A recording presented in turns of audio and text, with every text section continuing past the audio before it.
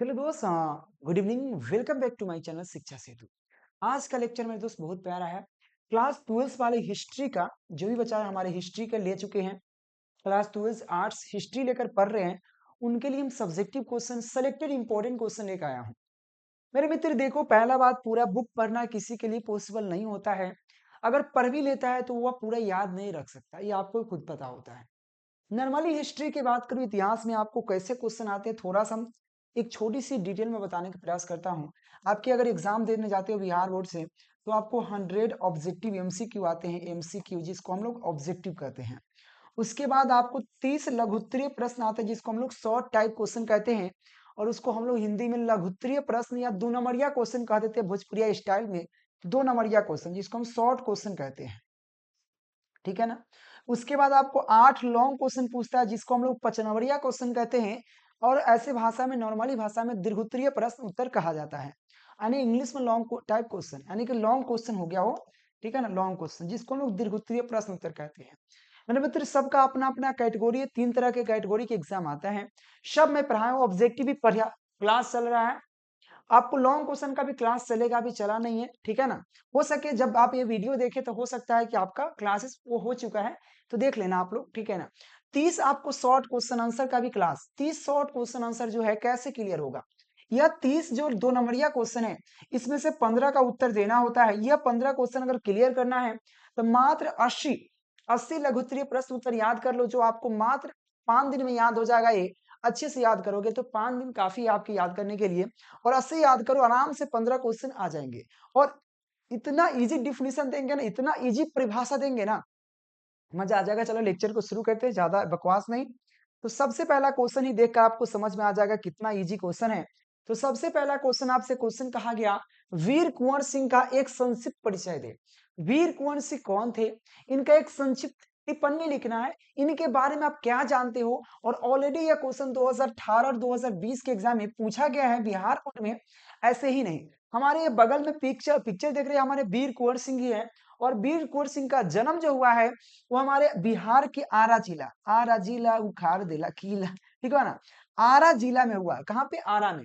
तो वीर कुंवर सिंह आरा एक जगह है, यहाँ पे जगदीशपुर।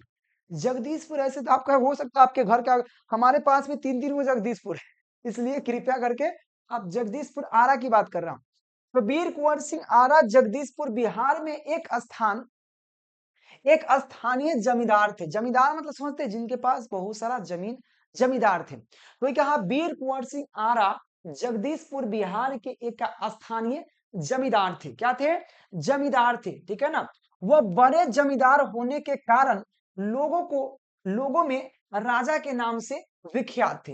देखो, जो अगर गांव में बहुत बड़ा जमींदार होता है, उसको बाबू लोग कहता है, अरे जमींदार साहब है, जमींदार साहब है। राजा के नाम से काफी विख्यात थे। वही कहा, वीर कुंवर सिंह, देखो लिखना बहुत, वीर कुंवर सिंह आरा जिला के रहने वाले थे। ये आरा जिला के जमशेदपुर के एक क्या थे, एक हमारे स्थानीय क्या थे, जमींदार थे। और बड़े जमींदार होने की वजह से वहां के लोगों में काफी फेमस थे। किसके रूप में, राजा के रूप में। तो ये बड़े जमींदार होने के कारण क्या थे, लोगों में राजा के नाम से विख्यात थे। वीर कुंवर सिंह की उम्र बहुत कम, वीर कुंवर सिंह की उम्र बहुत कम थी।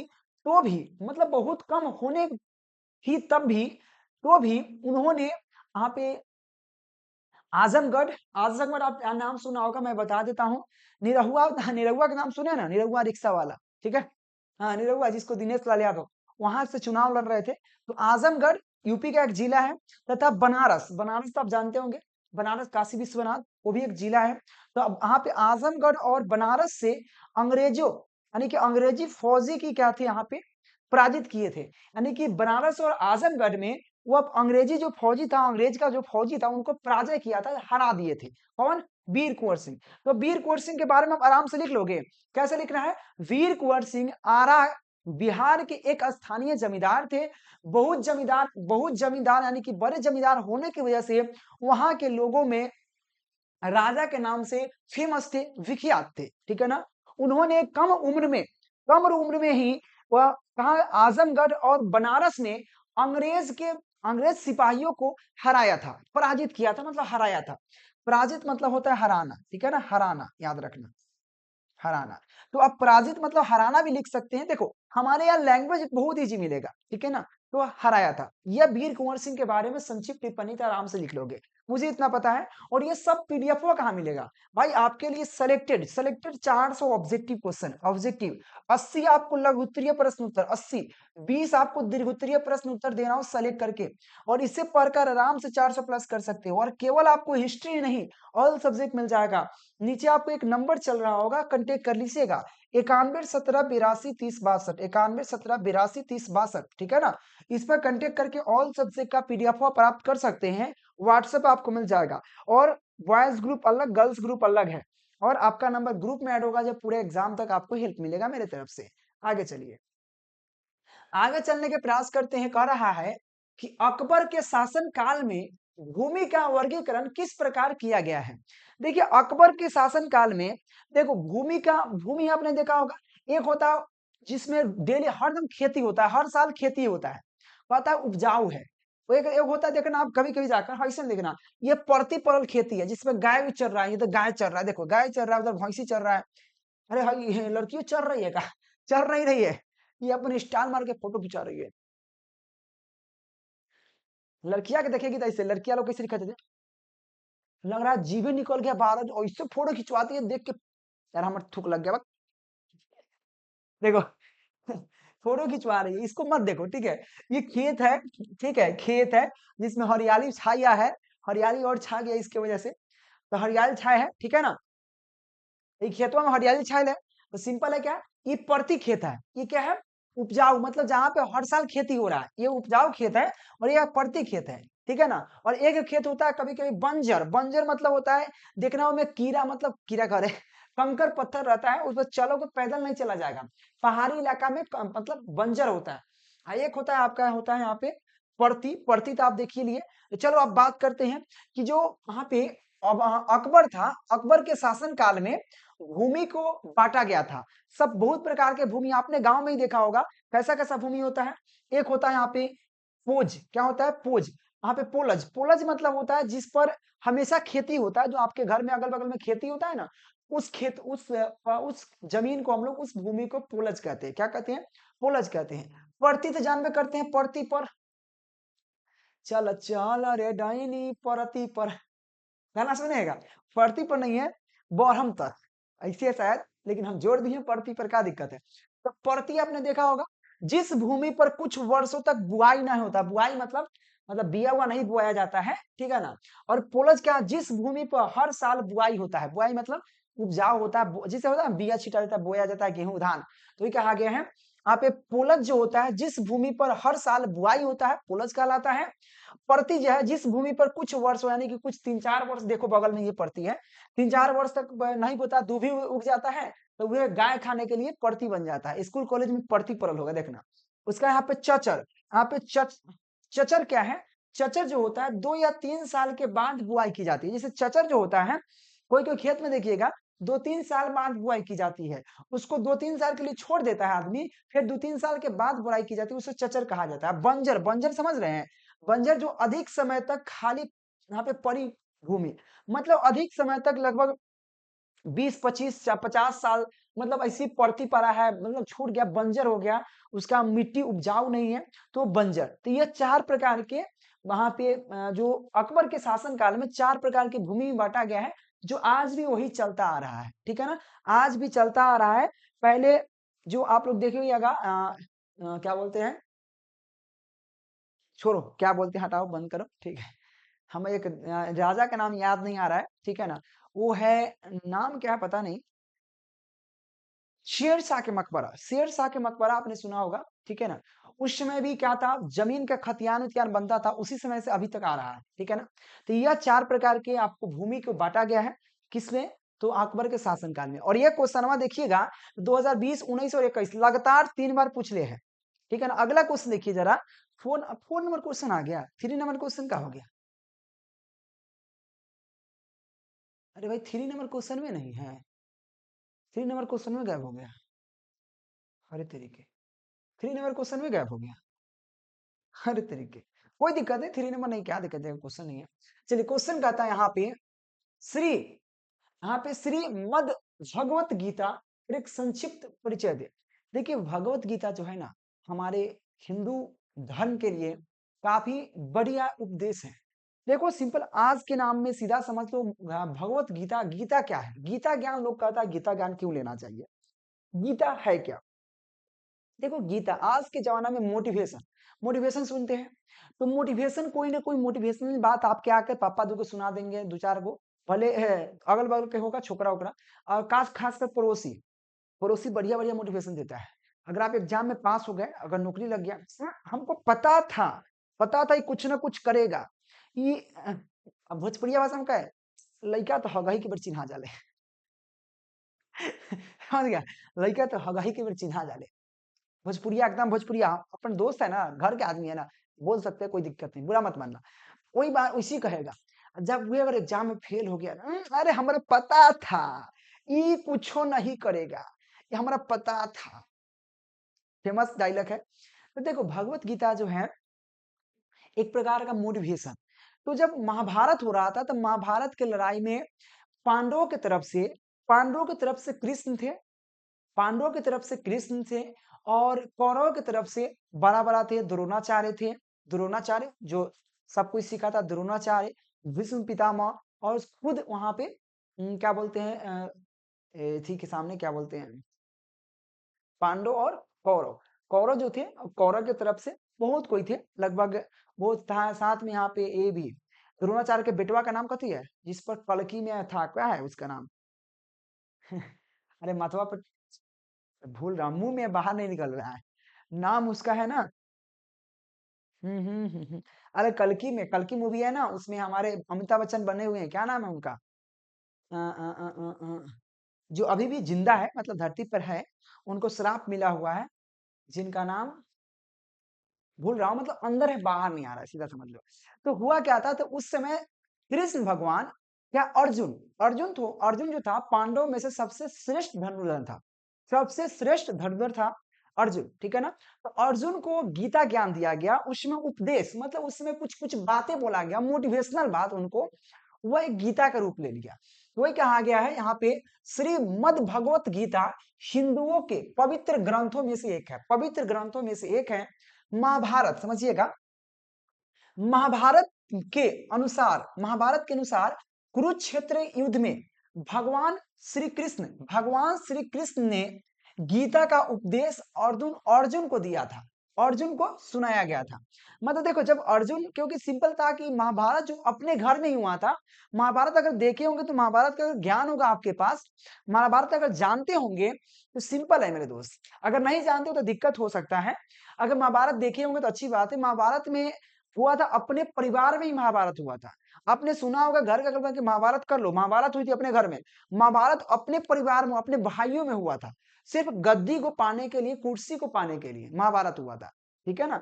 उसमें कुछ बुरे लोग थे तो वही कहा गया है कि श्रीमद् भगवत गीता हिंदुओं का एक पवित्र ग्रंथ है जो महाभारत के समय भगवान श्री कृष्ण के द्वारा अर्जुन को दिया गया उपदेश का एक अंश है। इसी को हम मद भगवत गीता कहते हैं।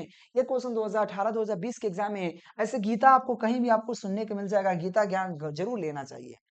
अगले क्वेश्चन आपको 5वां नंबर क्वेश्चन है मुगल दरबार में अभिवादन के कैसे अरे कौन से तरीके थे। देखो आप लोग आपके घर में आता है तो अभिवादन कैसे करते हो किसी किसी व्यक्ति को अगर हम आपके घर पे आएंगे सपोज डेट आपको सपोज कर लेते हैं ऐसे हम आपके घर पे एकाएक आ गए तो आप पहचान लोगे कि सर आ गए आप क्या करोगे अभिवादन कैसे करोगे या तो आप सर झुका के प्रणाम सर करोगे या हो सके पैर छुओगे या कहोगे कि सर और हम हमारे बराबर होंगे तो हाथ मिलाओगे मतलब बहुत प्रकार के अभिवादन होते हैं ठीक है ना।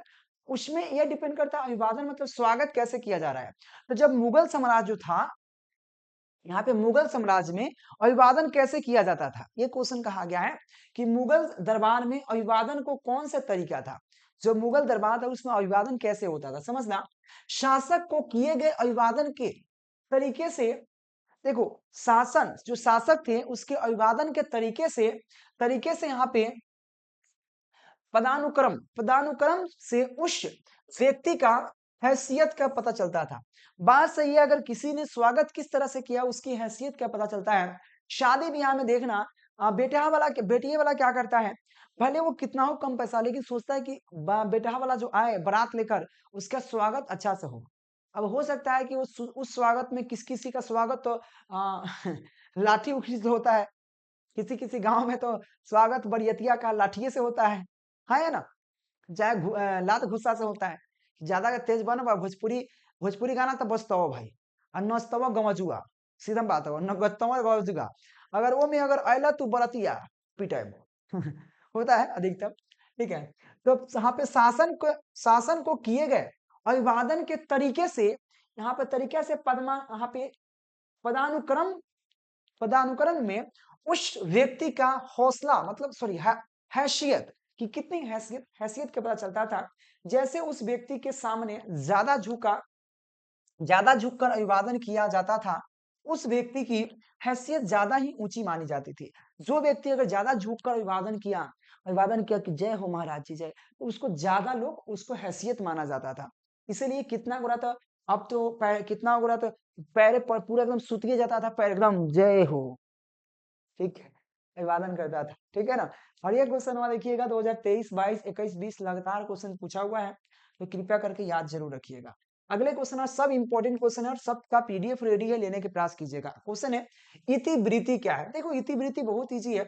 इतिवृत्ति घटनाओं का क्या है, अनवरत अनवरत कालाक्रमिक विग्रह पे क्या है, कालाक्रमिक विवरण वस्तु प्रस्तुत करता है। देखो मेरे दोस्त, इतिवृत्ति की बात करें तो इतिवृत्ति घटनाओं का अनवरत अनवरत कालाक्रमिक वितरण प्रस्तुत करते हैं, कालाक्रमिक वितरण प्रस्तुत करते हैं।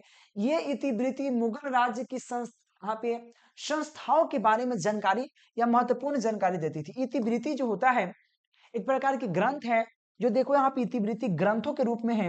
इतिवृत्ति से हमको मुगल साम्राज्य की क्या बहुत सारे जानकारियां मिलती थी। ठीक, आप देख सकते हो इतिवृत्ति मुगल राज्य की संस्थाओं के बारे में महत्वपूर्ण जानकारी देती थी। वही कहा, इतिवृत्ति घटनाओं का आप अनवरण कालाक्रमिक विवरण प्रस्तुत करते हैं, और ये इतिवृत्ति मुगल राज्य की संस्थाओं और उसके घटनाओं के बारे में महत्वपूर्ण जानकारी देती है। इसी को हम इतिवृत्ति कहते हैं। आगे चले मेरे दोस्त, और डिफिनीशन इससे इजी कहीं नहीं मिलने वाला, इसलिए इंपॉर्टेंट क्वेश्चन है, लेने के प्रयास के। झूम खेती के बारे में आप क्या जानते हैं। देखो झूम खेती, यह क्वेश्चन 2018, 20 और 22 के एग्जाम पूछा गया। झूम खेती क्या है। देखो आप फिगर में देख रहे होंगे, हमको पता है कि ज्यादा इस लड़कियां लोग को देख रहे हैं, बकलोलवा सा लड़कियां लोग क्या देख रहा है, उसे काम कर रही है, तुम लोग को नहीं गए, पापा के परी बनकर घूमती है। पापा का परी नहीं है, पापा के सब पारा है। चलो सुनो क्वेश्चन क्या था, झूम खेती। देखो झूम खेती होता क्या था, पहाड़ों पर किए जाते हैं। ये देखो पहाड़ है, ठीक है ना, बड़े बड़े पहाड़ नजर आ रहे हैं, पहाड़ों पर की जाती है। होता क्या है कि पहाड़ों पर जब खेती कर ली जाती है, तो उसको क्या, खेती जब हो गया, जैसे कि कोई चीज का खेती हो गया, उसको अब खेती का जो भी फल फूल है जो भी है, उसको तोड़ लिएगा, उसमें आग लगा दिया जाता था। क्या आग लगा दिया जाता है, ठीक है ना, उसमें आग लगा दिया गया। और फिर जब आग लगा तो जंगल जब साफ हो जाता है, तो फिर उस पर बिया बो दी जाती है। इसी को झूम खेती कहते हैं। देखो क्या कहा, झूम खेती यह एक आदिम प्रकार की खेती है, आदिम प्रकार की कृषि है, जिसमें पहले की क्या जाती है, पहले वृक्षों तथा वनस्पतियों को काटकर उन्हें जला दिया जाता है। पहले उसे वृक्षों को काटकर और उसमें जला दिया जाता है, आग लगा दिया जाता है, ठीक है, जला दिया जाता है। और साफ की गई भूमि में जो अगर जब बताओ, जब आग लगेगा, जब जो वनस्पति पेड़ पौधा जंगल है उसको काट कर उसमें आग लगा दिया गया, साफ हो जाता है। तो ये कहा गया, और साफ की गई भूमि को क्या कहते हैं, पुराने पुराने उपकरणों, यानी कि पुराने उपकरण, जो लकड़ी का हल होता है ना, लकड़ी का आप देखे होइएगा, बैल चलाता था। यहाँ पे पुराने उपकरणों आदि से क्या करते हैं हम लोग, जुताई कर बीज को बो दिया जाता है। सिंपल है कि झूम खेती एक प्रकार के आदिम प्रकार की खेती है। इसमें सबसे पहले जंगलों में वनस्पतियों को काट कर जला दिया जाता है या आग लगा दिया जाता है। फिर साफ साफ साफ नहीं, साफ मतलब फ्रेश, ठीक है ना, साफ भूमि पर, ठीक है ना, साफ की गई भूमि को, अब एक पुरान मतलब होता है ना, पुरान जो हल उल होता था, तो देखो पुराने उपकरण यानी कि लकड़ी के हल, पुराने उपकरणों से क्या करते थे, उसमें आदि से जुताई कर उसमें बीज लगा दी जाती है, उसी को झूम खेती कहते हैं। आगे चलिए, अगले क्वेश्चन है, हड़प्पा सभ्यता के पतन के मुख्य कारण क्या क्या है? जो हड़प्पा सभ्यता है वह पतन खत्म हो गया, क्यों हो गया? जैसे कि आप देखोगे पटना, पटना, मुंबई, दिल्ली, अगर बाय कहीं मुंबई खत्म हो गया, हमारे भारत से मुंबई तो रहबे करेगा, लेकिन हो सकता है कि मुंबई खत्म हो जाए। तो जैसे मुंबई खत्म होगा, इसके कारण क्या हो सकता है? आज से 50 वर्ष बाद पता चलेगा कि हो सकता है कि हो सकता है कि मुंबई में क्या होगा, मुंबई समुद्र के किनारे हो, समुद्र का बाढ़ आ गया हो, या बाढ़ आ गया हो, दहा गया हो, ये भी हो सकता है। हो सकता है कि मुंबई में फिल्म सिटी में आग लग गया हो, वहां का मुंबई शहर जल गया हो, इससे भी लोग भाग गए होंगे। हो सकता है कि वहां पे विदेशी आकर आक्रमण कर दिया, मतलब बहुत सारा घटना हो सकता है। उसी तरह से यहाँ पे हड़प्पा सभ्यता के पतन का मुख्य कारण क्या है? तो देखिए, इसके निम्नलिखित कारण है, कौन कौन से कारण, चल देखते हैं। पहले का, सिंधु क्षेत्र में आगे चलकर वर्षा कम हो गई होगी, मतलब कंफर्म नहीं, हो गई कम हो गई होगी, फलस्वरूप कृषि और पशुपालन में कठिनाई हुआ होगा। हो सकता है कि सिंधु क्षेत्र में वर्षा आगे चलकर बहुत कम होने लगा होगा, जिससे पहले तो कृषि वर्षा से होता था, वर्षा और पशुपालन में कठिनाई होने लगा होगा, इस वजह से वहां पे पतन हो गया होगा। दूसरा का कारण ये भी हो सकता है, कुछ लोगों का मानना है, कुछ लोगों का अनुसार यहाँ भूकंप आने से बस्ती समाप्त हो गई, हो सकता है कि यहाँ भूकंप आने से बस्ती समाप्त हो गई होगी, इस वजह से यहाँ पे दिक्कत हो गया होगा। हो सकता है कुछ दूसरे लोगों का कहना था कि यहाँ पर भीषण बाढ़ आ गया होगा, हो सकता है भीषण बाढ़ आ गया होगा और बहुत समय तक वहां पे पानी जमा रह गया होगा, जिससे क्या बहुत समय तक उसके पानी जमा रह गया होगा, इसके कारण लोग दूसरे स्थान पर चले गए होंगे, ये भी हो सकता है। हो सकता है कि कुछ दूसरे लोग, मतलब एक विचारक का यह भी कहना है, मतलब एक विचारक का यह भी कहना है कि सिंधु नदी की धारा बदल गई होगी, सिंधु नदी की धारा, जैसे कि हो सकता है कि नदी इसमें बह रहा है, वो धारा बदलते रहे, यहाँ पे मान लीजिए सभ्यता हमारा है, यहाँ पे गांव बसल, हो सकता है कि नदी यहाँ में इधर बह गया हो, यहाँ से छूट गया हो। तो भाई पहले लोग नदी के किनारे ही रहा करते थे ताकि उसकी क्रियाकलाप में कोई दिक्कत ना हो। तो यहाँ पहले शहर है, नदी का पहले इधर बहता था एमा है, अब नदी का मोड़ एमा हो गया, तो भाई यहाँ से तो लोग शहर हटा देंगे ना, यहाँ पे लेके आएंगे, तो इस वजह से हो गया। हो सकता है कि एक विचारक का कहना है कि आप सिंधु नदी की धारा बदल गई होगी और सभ्यता में क्या हो गया होगा, सभ्यता का क्षेत्र नदी से दूर हो गया होगा, इस वजह से वहां पे पतन हो गया होगा। बहुत सारा कारण है जिस वजह से वो पतन हो गया सभ्यता का, ठीक है ना। और ये क्वेश्चन 2010, 12, 18, 19 और 20 के एग्जाम में पूछा गया है। आगे चलिए मेरे दोस्त अगले क्वेश्चन की तरफ। महात्मा बुद्ध की शिक्षाएं क्या है? महात्मा बुद्ध का कहना है कि अगर किसी व्यक्ति जिंदगी जी रहा है तो उसमें बहुत सारे दुख और कठिनाइयां हैं, और किसी जिंदगी और एक और बात है, मनुष्य में कमी क्या है कि जो चीज को इच्छा अगर उसका पूरा हो जाता है, जैसे कि आपकी इच्छा है कि मेरा बाइक हो जाए काश, ठीक है ना, लड़की गर्लफ्रेंड को घुमाएंगे केटीएम हो जाए, और उसके बाद इसी हो जाएगा तो अरे मजा नहीं आ रहा है, काश एक 4 चक्का हो जाता, पेट्रोल डालने के लिए पैसा हो जाता है, एक नौकरी हो जाता है, मतलब आपकी इच्छा कभी भी संतुष्ट नहीं होता है, यही सबसे बड़ी प्रॉब्लम है। महात्मा बुद्ध का कहना है, तब बुद्ध ने शिक्षा दी कि यह जीवन कष्ट और दुखों से भरा है। बुद्ध ने शिक्षा दिया कि यह जीवन दुख और कष्टों से भरा है, और ऐसा हमारी इच्छा और लालसाओं के कारण होता है। और ये हमारी ऐसा क्यों हो रहा है, आपके जीवन कष्ट और दुखों से क्यों भरा है? इसलिए भरा है क्योंकि ऐसा आपका इच्छा करता है और लालसा करता है। अगर आप बताओ, आपकी इच्छा सिर्फ नून रोटी खाकर जिंदगी जी सकते हो? नहीं, आपकी इच्छा चाहिए था मटन खाना है, तो मटन खाना, तो मटन के लिए कमाना पड़ेगा, तो कष्ट तो होगा ना, कष्ट होगा, दुख होगा। आपको नून रोटी खाना है तो कैसे भी भीख मांग के खा सकते हो, मठ में बैठ के खा सकते हो। तो आपकी कठिनाई का मेन कारण जिंदगी में क्या है?